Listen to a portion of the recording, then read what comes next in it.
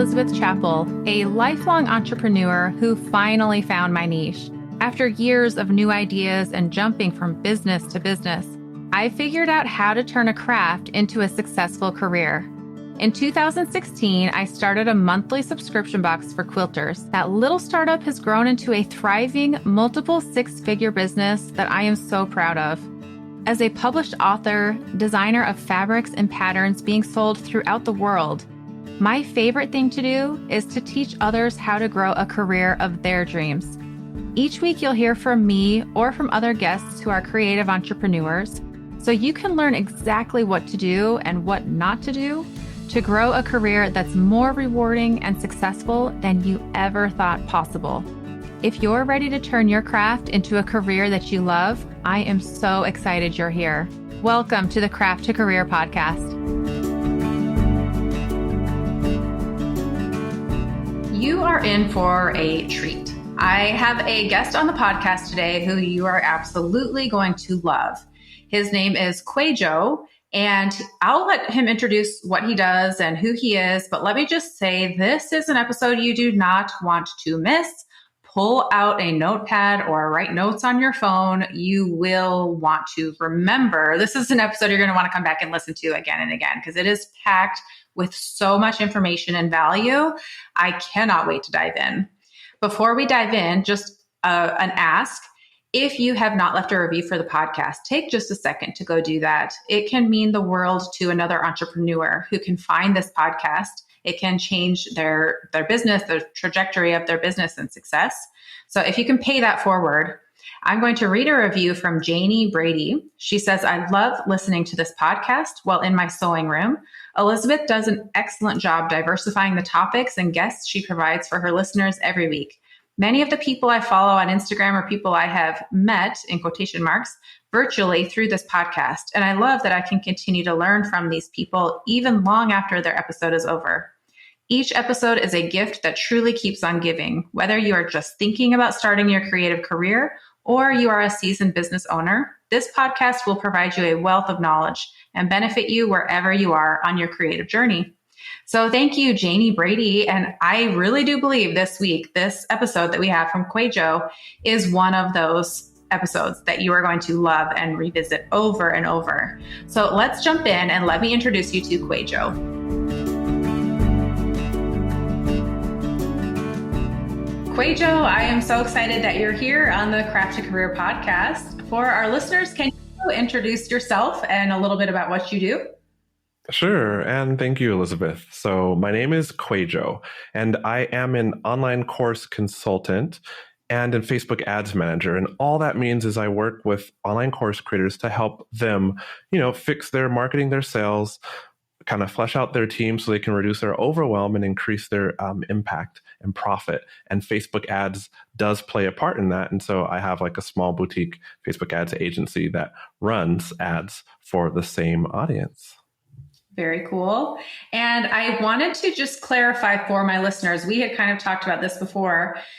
You work with not e-commerce. So when someone's selling, for example, my audience, a quilt pattern or a book or something, that's not really your area of specialties. What you focus on are the courses, people who are selling a course or a membership. Is that correct? Correct. E-commerce ads to an e-commerce store with multiple products are just an inherently different challenge from the kind of ads that I work with for course creators, which would be, usually they fall into three categories. One would be, look at me stumbling over my words. We're going to keep this though.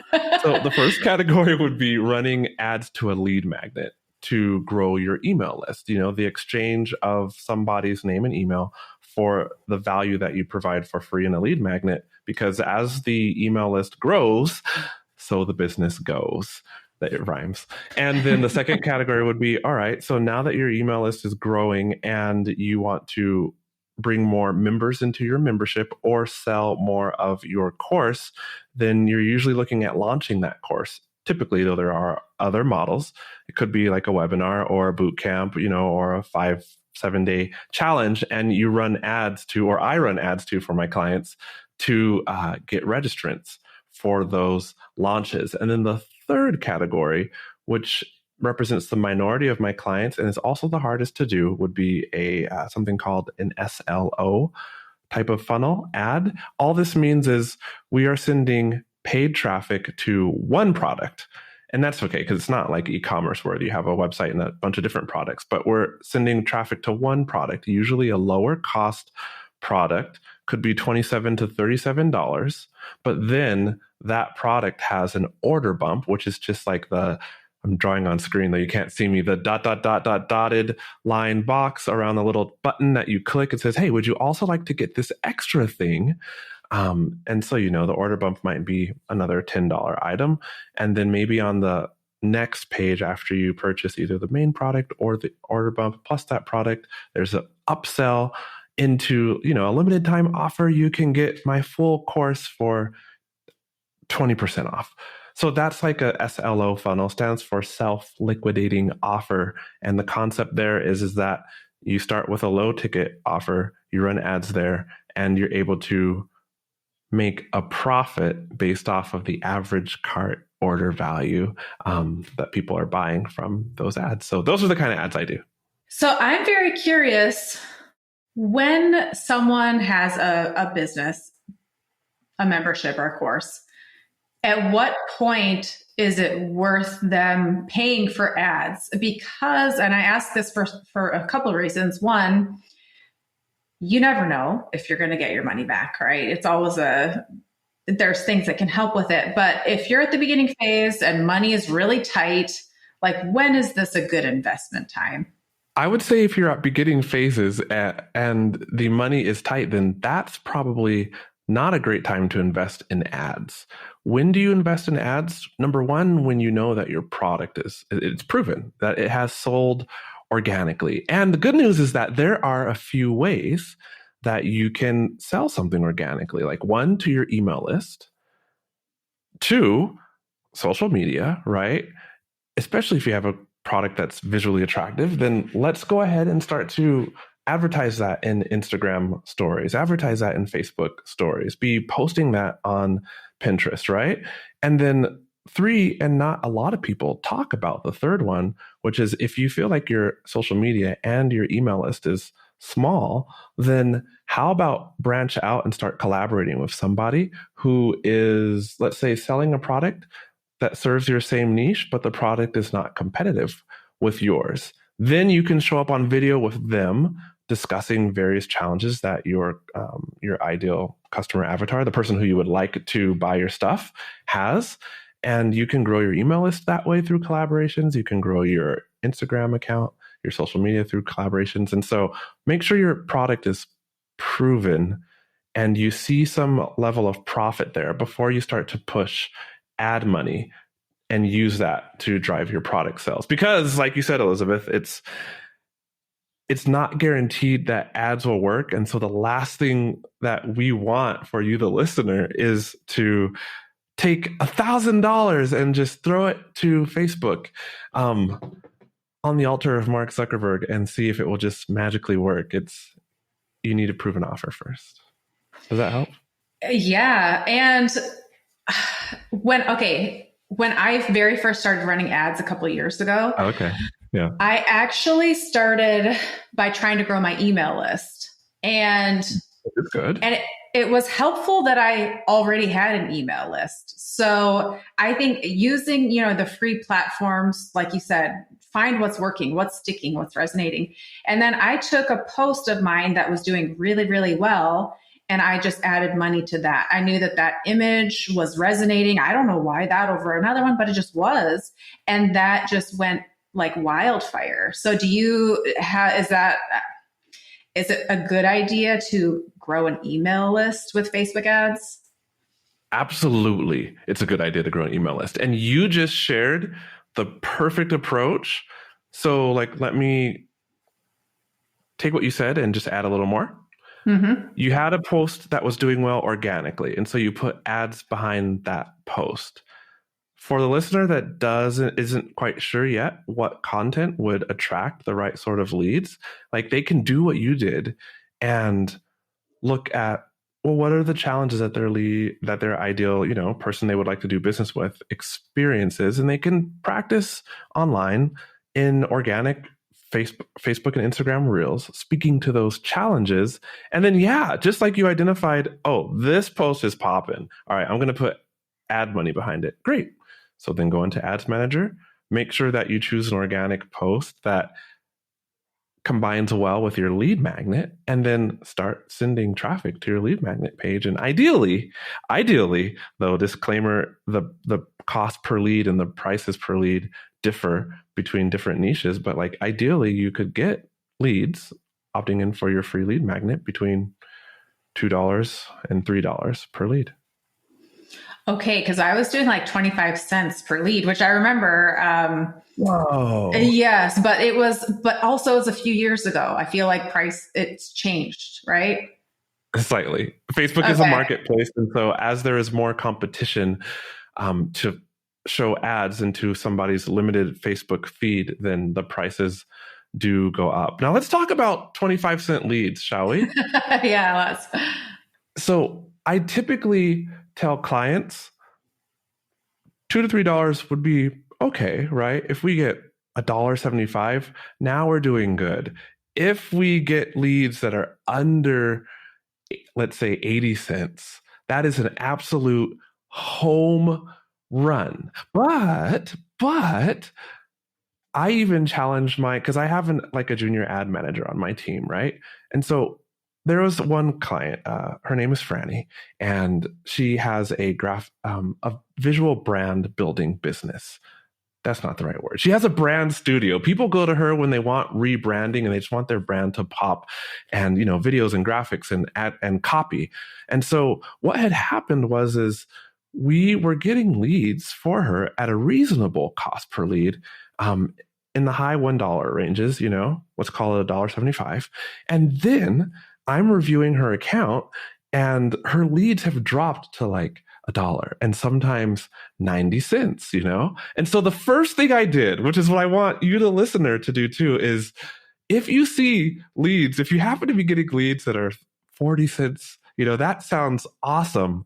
Go into your targeting, because I challenged my ads manager. I was like, these lead costs are great, but are we actually doing the right targeting? Because normally we don't see lead costs so low, and you want to get the highest quality lead for the lowest cost possible, not just the lowest lead, like the lowest cost per lead. Otherwise, we're going to send ads to Afghanistan and Southeast Asia, and you're going to get plenty of super cheap leads. And so I would encourage you to look at your targeting. And the simplest way to do this is either by interests inside of Facebook, or if your email list is over 600 people, just take your email list and upload it to Facebook and build something called a lookalike audience.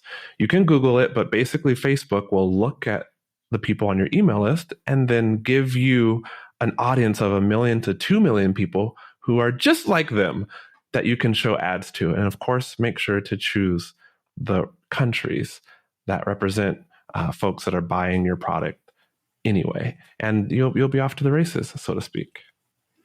Which I do want to touch on. I actually wish I remember how I found this course, but I took your beta course for running your own ads, which was awesome, by the way. But I want to share about that with my audience, because especially at first, there's not a budget to hire someone to do your ads for you. And I think there's something really great about learning how to run your own ads so you know what's going on, so that when you do hire someone, you still understand. So do you offer this course still? And can you explain a little bit about what you do in this course?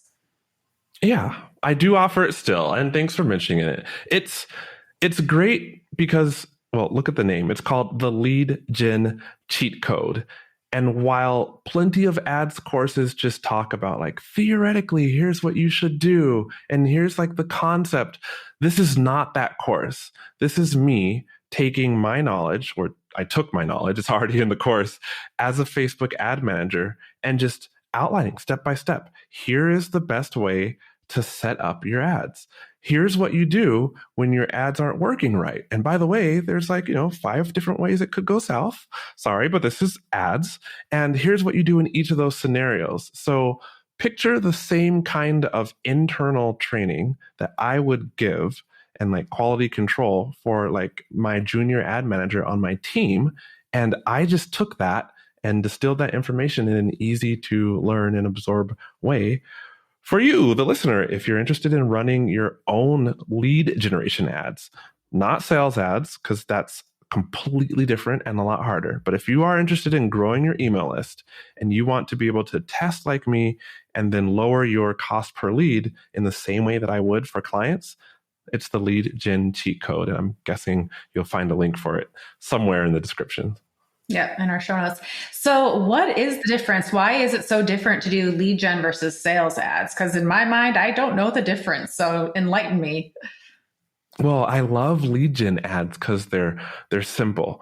And the biggest difference is the ask that you are asking somebody who clicks on your ad is a lot easier. It's a lot lower of an ask. Lead generation ad, here's my thing of value. It's free. All I need is your name and your email for it. That's a very easy ask versus here's this thing that also is valuable, but you have to pay money for it. Because let's take the perspective of the person who's clicking your ad, right? They might not know you. They probably don't know you because you want to be showing your ads to a cold audience if you have a very small, warm audience. If you have like 600,000 followers on Instagram and Facebook and an email list that's like 40,000 strong, great. Let's work at showing stuff to your warm audience. But normally we're starting from a place that's smaller than that. So if somebody does not know you, what are they more likely to do? Take your free lead magnet or purchase something right there on the spot? The former, right? Mm-hmm. Okay. Yeah. So right now I'm taking an Instagram, actually, I think it's a membership. I didn't even totally know what I was signing up for. It's way better than I thought it was, but it's a membership from Nicole of Gardenary Co. And her big thing is she doesn't sell anything ever. And I was like, what? No way. And I went back and looked at her Instagram. She's getting near to 1 million followers. And she doesn't. She only offers free things and then has an upsell. Have you seen that business model and what are your thoughts about that? So my thoughts are, if you have a free thing and then on the thank you page, the confirmation page, you have an upsell, that can work. I just advise my clients, and so you, the listener, to not expect to sell so much from the related upsell that's on the thank you page that your ads are free, or even better, that Facebook is now paying you to run ads. That can happen, but generally what happens is, I now am making back like 40% of my ad costs. My leads were, I should have picked 50%. That would have been easier math, but they were like $3 and now they're, $1.25. Hopefully that's 40% of $3. But yeah, so that type of model works fine because what she's doing is offering, I'm assuming, lead magnets, things of value that she knows meets pain points that her audience has. And then, yes, on that thank you page, there's an upsell. But what I bet is also happening is what, there's this lady, her name is called Shannon Matson. It's not my term, but she calls it a secret, I believe it's like a secret purchase menu or a secret upsell menu. But basically, once you're on their email list, then you're put into a sequence to builds their trust or builds your trust in them, that shows their authority, that shares some case studies of people that they've helped. And then that goes right into a sales email sequence where you can buy maybe some more of their core product offers. I don't know if she's doing that. You could tell me, but that's a model that I've seen work. Mm-hmm. Yeah, she mostly does like free webinars and the webinar is packed with value. And then she sells like a $2,000 course or something afterwards. Yeah. Okay. Interesting. So I am curious, what are some big no-nos that you see with ads where you're like, oh, no, that's just not going to work? Going with one piece of ad creative and one piece of ad copy, I am for testing. And so just choosing something and putting it there, you don't want to do that. You can see a lot better results if you take some time, look into your audience, see what they need, what their frustrations are, how you can meet those, and craft 3 different pieces of ad copy. And then maybe start with 5 different, let's call it reels, because reels do perform now, though we make graphics for our clients too. Like the videos are really hitting. So that's one big no-no that I would avoid. Start by testing different combinations of ad copy and ad creative, and that will serve you well. What's another no-no that I see? The ad targeting. Hearing that you can target like an open-ended audience, a wide open audience, sorry, that's a better term, and then letting Facebook do worldwide targeting or just targeting any age range, any country. I would not do that, only because for everyone, and you can't really say always, but you can in this case, for everyone, when you decide to show your ads to any country, Facebook just likes to find you cheap leads, right? And so it will then start showing your ads to people who can opt in from countries that usually do so cheaply. But then those countries, like, not knocking any specific country, but what happens is let's give an example. Let's say people start opting in to your ad from, give me a country. Thailand. We'll just say Pakistan, because I said that Pakistan. before, right? Pakistani folks, great. When I lived in China, I used to live in China for 12 years. I had friends from Pakistan. Thing is, you might be selling a product that is $500. And what is the annual income of somebody from, let's say, a Middle Eastern country? Obviously, we're not talking about like Kuwait or United Arab Emirates, where the income could be a lot higher than ours. But, or like from Southeast Asia, the difference is you're selling something that might be like half of your income, 3 months income. And so are they likely to buy?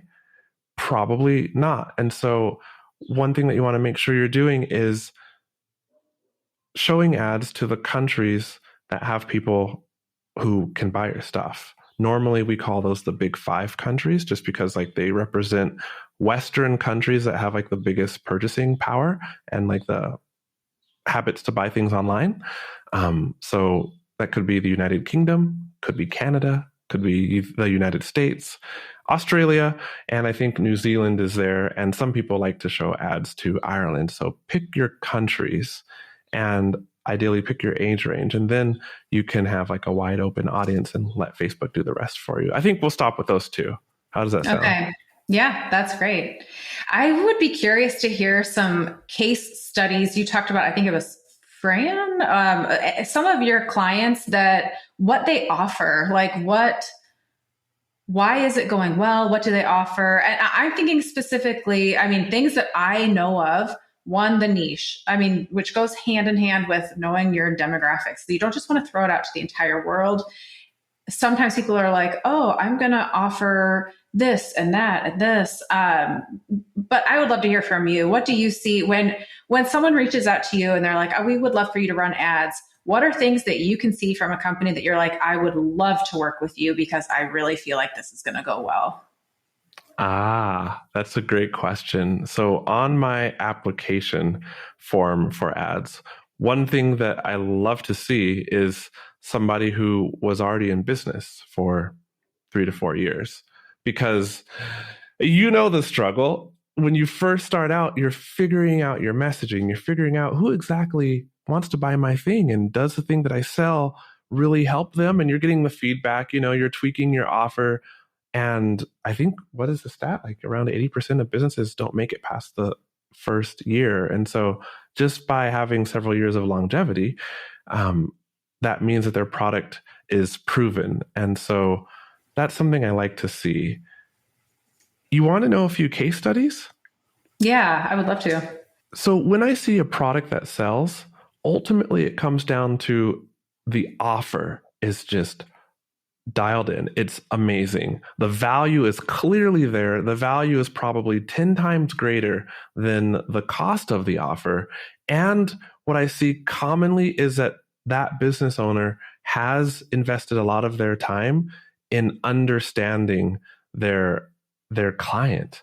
And so when I say invest a lot of their time, they've either done the research or they've paid like a copywriter to do the research for their business. Either way, when you look at their ad copy, it's clear that they understand. And so we're going to reverse engineer this. So like the listener can break this down for themselves and even do it themselves. But it's clear that they understand the one or two main problems that their ideal client experiences or has. And these aren't just any problems. These are the problems that their product can solve. Okay. And then following that, it's also very clear that they understand, let's say, the 3 to 5 frustrations that that ideal client has around those problems. So the problem, let's give a random example. The problem might be a disobedient dog, right? And the solution that the course owner sells is like DIY, train your dog in a week kind of course, okay? And so the frustrations around having a disobedient dog could be that it's chasing the grandma across the street, right? Whenever you go out, that it's always pulling against the leash, and it's everything that you can do, to keep it in line. You could have external frustrations and internal frustrations. For example, the embarrassment that you feel when your dog is barking at the neighbor's kids, like uncontrollably, that would be internal. And external could be the fact that your HOA called you up and said, hey, you can't have your dog in here anymore. Too many neighbors have complained, right? So these frustrations, these business owners really understand the frustrations. They really understand what their ideal client tries to do when they try to fix the problem on their own and the bad results that happen from that. And I'll stop there to keep it simple, but that's what I see with great selling products. And as far as case study goes, like I have one lady who's working with me now. She has so her niche is an intriguing one. She is a stenographer, which just means like if you've seen any court shows or like you follow any, I don't know, law and crime, whatever that genre niche is. But the people who have those weird keyboards and they can basically type really fast, so fast, in fact, that they can record conversation between 4 or 5 people. And just, yeah, they're amazing stenographers. They use a tool called a stenograph, I believe. And back in the day, they also, and still to an extent, are responsible for live captioning. So let's say you're watching a sport event and those captions showing up on screen could actually be typed by a stenographer. Like, yes, like YouTube does automatic captioning, but stenographers can actually produce captions quicker and more accurate. And so it's that's what she does. And she has a paid webinar where we run ads to her against her niche. We target her niche, right? And she has like this paid webinar. It's like $37 and it sells great. But her niche is very clearly defined. And this lady also is quite accomplished. Like she has some worldwide like speed records going on and a lot of authority and cred. And so her brand really does well in showing people how they can take the next step in their career and get this and not be like weeded out or I guess have their businesses taken over or destroyed by AI. So her ads really work well. And I think as of last week, we had ads running for her that were returning like 3 to 4x on ad spend. Like you give Facebook $1 and you make $4. Another example is a client of mine who has a local brand studio. And so if you're building somebody's brand or rebranding somebody and giving them new videos and new images and new copy, what's something that your clientele would need? Because she has like an online presence too. And that's something that she has found is very, very applicable. It's very much needed. And what that is a visual brand guide. And so the thinking here is her business is proven. They make tons of revenue, right? But then she thought, what about the people who couldn't afford her services? What would they need? A guide that could show them the same process to revamp their own visual branding. Great. And it sells quite well. Again, not at like 4x revenue, but we're still getting between 2 and 3x return on ad spend. And so give Facebook $1 and get back $3. I like that. Amazing. And the beauty of this sort of thing. Yeah. You're like, sure, sign me up, right? So what does she charge for the brand guide? $67, I believe. Don't quote me on that. It should be $67. Yeah. She has another product that's at $47. I believe this one is at $67. Okay. So yeah, I could study case studies all day, but I'm very curious. A lot of people who I talk to and teach really fight against the niche to the point where they're like, no, I can see this company and they don't have a niche, or they just don't buy it. Have you seen someone have success who doesn't have a niche? Prove me wrong. Prove me wrong. Okay. Well, yes, I've seen plenty of people who have success that don't have a specific niche. However, have I run ads for somebody who doesn't have a niche? No, all of my clients have a niche. Again, why? Because if you're speaking to everyone, then generally you are selling to no one. Why? Because everyone has their own different needs. And how are you going to have a product that serves everyone? Like, yes, there are some exceptions, but in general, even if you look at like the biggest brands, Whole Foods, do they serve everyone? Not with those prices. And then like, look at Walmart. Do they serve everyone? No, like their model is like a low cost product and their margins aren't very big. And so like they're not serving everyone. But let's bring it home to like the online course creator or the online course creator who has a membership or a product that they sell. When you see examples like, I don't know, I'm thinking of celebrities. Celebrities do well at selling a myriad of products or being an affiliate for a myriad of products, right? But like, okay, let's look at a Kardashian. Like, is even Kim selling everything? Like, she might have clothing, she might like back makeup or have her own. Don't quote me on her products, right? She might even, there's quite a few celebrities that have like various like alcoholic products now. But if you even look at that, she in general is selling things to her core audience of people. Let's look at like, I don't know, The Rock, who has a myriad of products, let's say. Even then, it's because he has celebrity cred that he can kind of put his name on a product and it would sell well to almost anyone. But for like an online course creator, pick a niche. This isn't like growing social media. This is business. This is sales. And the more clearly defined that you have like a niche, the more clear you are on the person who you serve, then you can go deep. And you would rather know them deeply and super well so that they find themselves inside of your messaging. So they're like, this person understands me. Not a bunch of people, just me and my issues, my unique struggles. And then, wow, their product. This is exactly the thing I need. How do they know I had this problem? And how do they know it was exactly this thing and this thing and this thing? It's because you did research into their 5 or 6 frustrations that result from 1 or 2 problems. And so you narrow down, and then that's where the profit is. The profit isn't in serving, unless like you're, let's call it celebrity, in your industry, and you serve a ton of different, like a broad range of people, like the profit could be there too, but that's really difficult. And you're going to have to build up that audience, and it might take years to get to that level.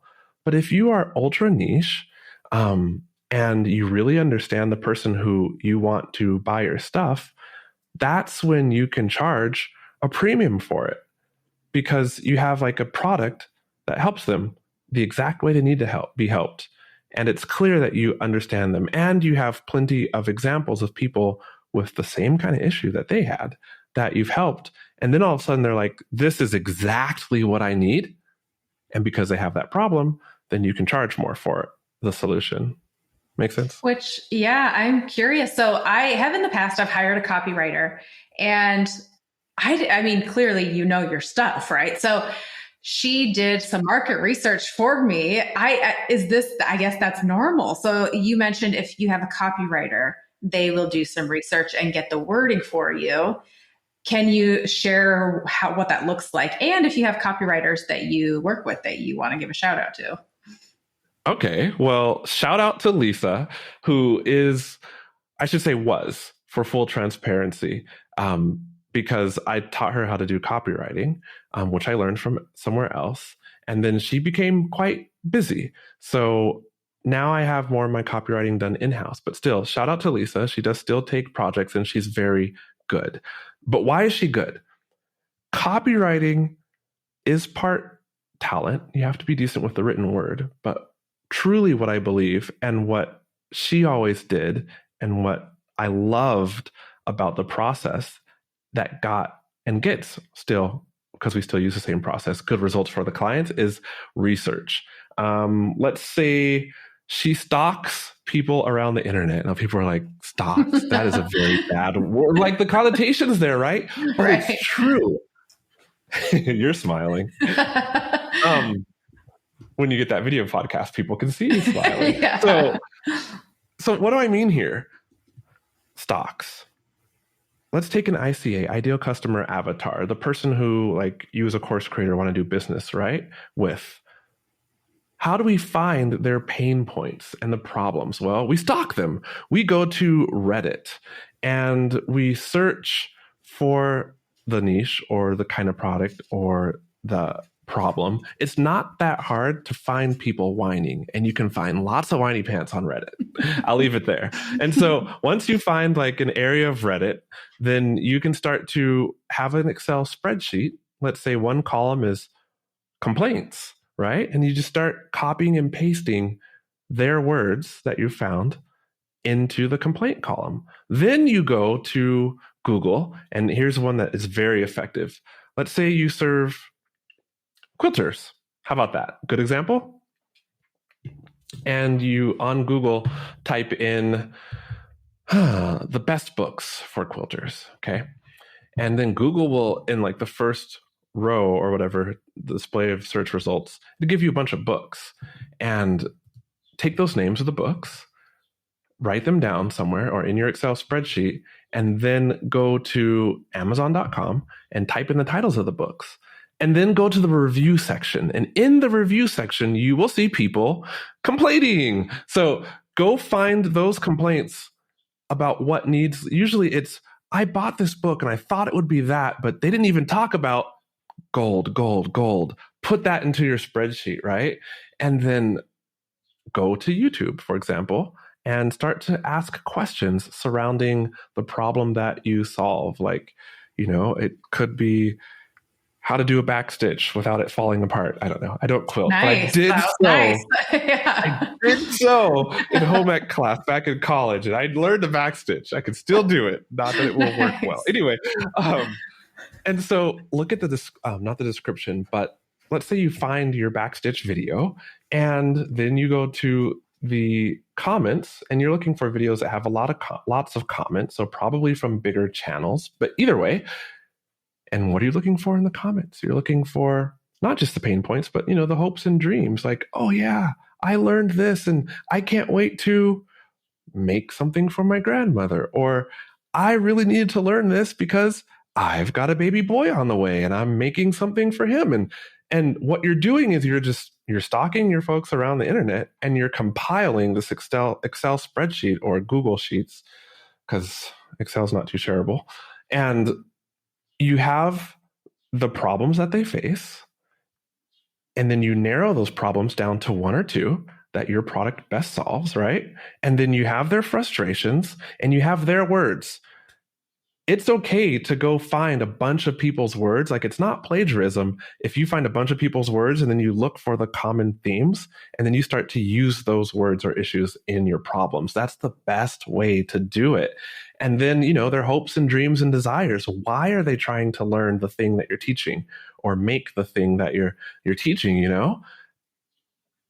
And here's the thing, a common fear that I've seen from like somebody is, well, but if I put in my ad copy, learn the backstitch, and make this quilt for your grandma, like what if they don't want to make something for their grandma? Shouldn't I make like a much more general scenario? No, you shouldn't. You should paint something that you've seen recurring in your research. Paint a picture with the words, like a slice of their life, like what it's like. How old is grandma? Why are they making this for grandma anyway? Oh, did grandma make them blankets when they were little? Like, are they trying to like give back to grandma? Grandma's in the nursing home, like she just needs something warm that reminds her of the names of her grandkids because she's suffering from Alzheimer's. Like, get specific. Even if the scenario that you paint with your words isn't applicable to everyone, they can still get the emotions and the feelings from it. And maybe they want to make something for their son. They'll read your well-researched and well-written ad copy about grandma, and their brain will paint the scenario that they're hoping for with their like baby that's on the way. Follow? Yes. And this is so great for people who are struggling to find a niche. Do exactly what you just said. And within even the examples that you just came up with, there were like 5 different niches. And so if people are like, well, how should I narrow? Do that and find the recurring things that you are excited about which I do want to talk about having the authority and credibility. You talk about like they have the authority and credibility. Because often actually, I see people come out and like, I offer this course. They don't know what they're doing. They've seen other people do it. And so they're going to run with it. I love how you said they've been in business for a couple of years and it's a proven thing. Have you seen people try and run ads or sell something when they just don't have the experience or the credibility? I don't mean to say this to scare people who are just starting out. I'm using this as encouragement, like, stick with it until you have the credibility, until you have the proof. But can you speak to that at all? Yeah. Are you asking how, let me make sure I'm understanding. Are you asking how you get the credibility and proof, or just like the dangers of running ads before you have that credibility and proof? Both. I was like, please don't make me clarify because I didn't give a question there, but well, let's talk about this. Yeah. It's the credibility that helps me sell, right? But it's also the credibility, the experience of having gotten results for real people that helps me hone my messaging. You didn't ask this, but I will share it. Let's say you have a niche, right? I'm speaking to the listener, and you want your product to sell. So you go and find somebody who's selling more of your product. Makes sense. They have a bigger business, or at least they have lots of followers on social media, and they talk about the product. And so you assume they are selling. But the thing is, you don't know the back end of their business. You don't know if they are profitable. And let's say they are profitable. You don't know the size of the team that they've had or how many years they've been in business. And so also there's something that usually happens with us business owners, which is the thing that we did to get us to a certain point of success is not necessarily the same thing that we're doing to maintain that success. Like, the growth strategies are different from the maintaining success strategies. And growth strategies are highly specific to the time that you were growing in. Witness somebody who decided to grow their brand through SEO back in 2009, or somebody who was running Facebook ads back in 2013, right? Or, somebody who's focusing solely on organic Instagram, but they were doing it back in 2017 before everybody jumped in, because of the pandemic, right? Those growth tactics can work to some extent now, but they worked better like at a certain time because the platforms are continually changing. Let's call it the economic situations in the world are changing. Start knocking on wood, everybody, that we're not going to go through some sort of other pandemic. Like, I don't really knock on wood. I'm a praying person myself, but still, like, everything's changing, right? And so the things that got people there are different from what they're doing to stay at that level of success. But then we naturally starting a business might want to look and try to copy. And so that doesn't work as well as we would hope. So what I would recommend then is starting. We're going to get to having the authority and credibility. But first, before you can get authority and credibility, you have to find people who you want to help.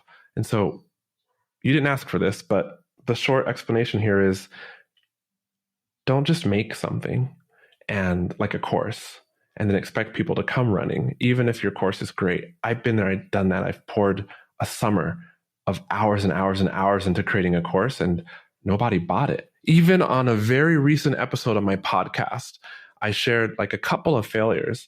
One in my current business where I started a course without doing the research because I thought, three things are selling well. Let me add this other thing. It makes sense. I talked to like 4 people, and my wife. It makes sense. And nobody really bought it. So here's what you do. You pre-validate your course by coming up with an issue that it solves and an outline and selling that before you make it and seeing if people give you money. And if you're like, how could somebody give me money before I developed it? Well, very easy. You have a promise that if somebody takes your course, this is what's going to change for them, the outcome, and you have an outline. And people do this all the time. Like, right, Elizabeth, where's the next place you're applying to? Well, I took your Facebook one. Like, I took your beta course, but next place we're going to Guatemala. Okay. Do you already have the ticket for that? Yep. Have you taken the trip yet? Nope. There we go. So you paid a good amount of money and you haven't done the thing yet. You haven't flown. I'm guessing you got your hotel in advance. They haven't given you the thing that you paid money for. But what they have given you is a clear expectation of what is going to happen when, the travel date comes, right? Like, and so that's what us people in the online course niche or world can do. Clear expectation. This is what I'm good at. This is the outcome. This is your problem. And this is the solution to the problem. And here's a simple outline. Let's go. It's going to cost, $277. And then you test that. And if you get enough people, then you start. And how do you know what's enough? Pick a number that represents enough for you to have a proven concept, and be upfront. Say, this is not developed yet. I'm going to give you a bunch of extra perks, i.e. time with me, because I am an expert. We're going to go through the course. You'll get live Q&A with me. I'll help you. And because you're a founding member, you get the unique opportunity of kind of shaping the course to make sure that it helps more and more people down the line. And we're going to start once 20 people prepay. And if we don't make it there, full transparency, I will refund you your complete, payment. And that actually will cost me money because I have to pay like the refund fee or whatever, on the platform. So there we go. Pre-validate your course, and then you'll get people who need your thing and you can help. And then since you help them at a lower price, 40% off, half off of what the course is going to sell for in the future, you can also ask them for testimonials. What was their favorite part? What success did they get? And then you build case studies from the good testimonials, which is testimonials kind of like, rah, rah, rah, this course was amazing. I had this issue. I feel like I learned so much. Or Elizabeth is a great person. Testimonials are good, but what you want based off of the testimonials that you find are the case studies, which would be, hey, I came with this problem. I took the course. It was this thing in the course that helped me solve this problem. And now I don't have the problem anymore, kind of case studies. That's where the authority and cred comes from. You have your expertise, but now you got the credibility that you can put on your sales page and in your emails, and boom, now you're selling stuff. I feel like this is like a masterclass on how to get started. It is. And then, I want to be respectful of your time. So I'll just ask one more question and then we'll let you go. You mentioned that the courses that do the best are the ones that offer like 10 times the value. They're charging, let's say they're charging $100, but what you get from it is 10 times that. What are some examples of things that add value? You mentioned a couple just recently, like a live Q&A, but what are some things that people can add to a course or a membership that just really, pack a punch? Is that how it goes with value? Sure. So the things of value you can add to your course is actually not adding too much value. And here's what I mean. Some people feel like the more things that their course can solve that are adjacent to the core problem, the better. And so we got this Frankenstein of a course that's supposed to do everything, but then really it's just so complicated and so long that people don't finish, i.e. they don't get the result that you sold them, and then they're not raving about you because they didn't finish. Or the path through the course was complicated, or there's so many different paths. So if you want to add value, pick one problem that your course can solve. Notice that I said my course was only for lead generation ads. And I said it's not for like e-commerce. Well, I said I don't serve e-com people, that they can be helped, not by me. And it's not for running sales ads, only for lead generation ads. Therefore, I can guarantee the result because I'm only teaching one thing. And I'm not even teaching everything about lead gen. I'm teaching the most streamlined thing that can get the quickest results, which for me is doing research and testing, right? And so if you want to add value, narrow down the focus of your course so that it can deliver on one outcome very, very well and very easily, right? Because people, they want the solution quick. They don't necessarily want a ton of solutions, just the solution quick, right? And then now practically you're like, Kwadwo, what can I put in my course that can help have value? Okay, well, have your lessons, have your video, have your very clear description. If you want, you could add a Facebook community for free. If you want, you could add, let's say, a weekly check-in where, it's a live group call, but those don't necessarily matter as much if your research has been done, like we talked in the podcast episode so far, and if your course really solves a core problem. Awesome. Yes, well said. And if our listeners want to find you, where is the best place for them to find you? I think let's go ahead and say, if you want to listen to more of me, come listen to me on the podcast. It's called The Art of Online Business.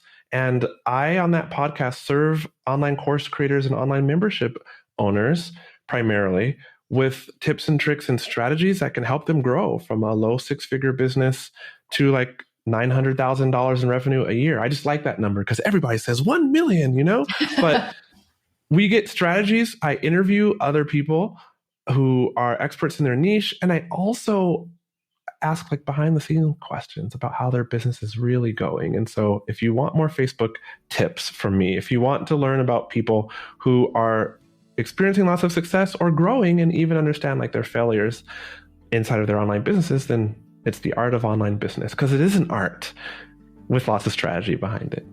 It is. And it's a great podcast. I have to say, I'm a big fan. So thank you so much. This has been such a great chat with you. I really appreciate it. Thank you, Kwadwo. Yay. You're welcome, Elizabeth.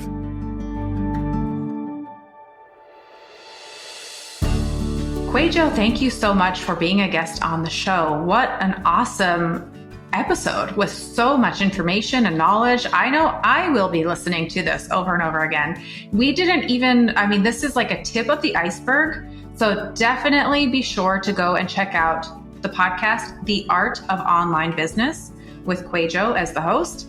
He goes into so much more detail on topics. If this is something that resonates with you, what we talked about today, you will learn so much from him and his podcast. So thank you for being here. And again, if you've not left a review for the podcast, take just a second to go and do that. And I will see you back here next Friday with a brand new episode. Take care.